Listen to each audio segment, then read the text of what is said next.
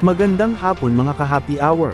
Narito ang mga balita para sa MBC TV Network News Update, 5 PM edition. DFA kinumpirma ang ulat ukol sa Pinoy na binitay sa Saudi dahil sa kasong pagpatay. Kinumpirma ni Foreign Affairs Undersecretary Eduardo De Vega ang ulat sa Saudi Arabia ukol sa isang Pinoy na hinatulan ng kamatayan, kamakailan. Ayon kay De Vega, kasong pagpatay ang kinaharap ng ating kababayan nang mapaslang nito ang isang Saudi national. Giit ng DFA, ibinigay ng gobyerno ang lahat ng tulong para maipagtanggol sana ang nasabing Pinoy, ngunit naging mabigat ang ebidensya kaya bitay ang ipinataw na hatol.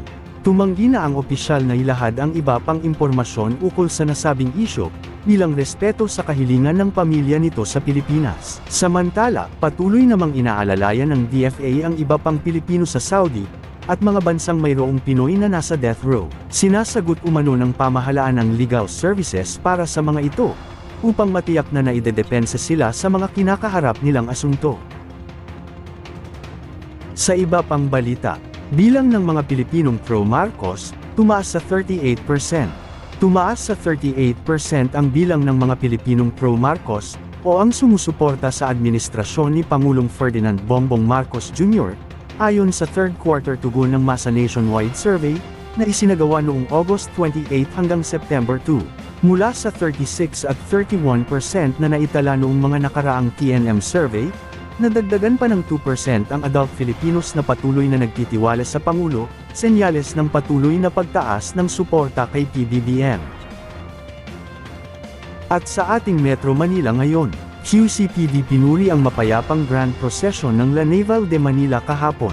Naging payapa at maayos sa kabuuan ng grand procession ng Holy Rosary ng La Naval de Manila sa Santo Domingo Church, Quezon Avenue kahapon.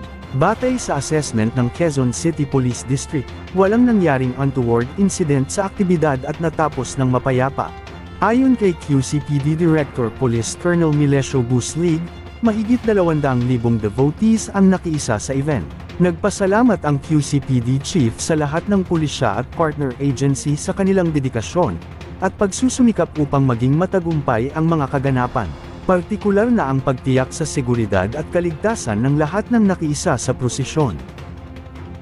Ating alamin ang mga latest update mamayang alas 5:30 ng hapon sa programang Metro Manila Ngayon, Afternoon Edition. Bago tayo magtapos, narito na ang Christmas countdown, ngayong araw ng Lunes. 72 days na lang, Pasko na. At yan ang mga balita para sa MBC TV Network News Update, 5 PM edition. Samahan ninyo kami bukas, mula alas 9 ng umaga, hanggang alas 5 ng hapon.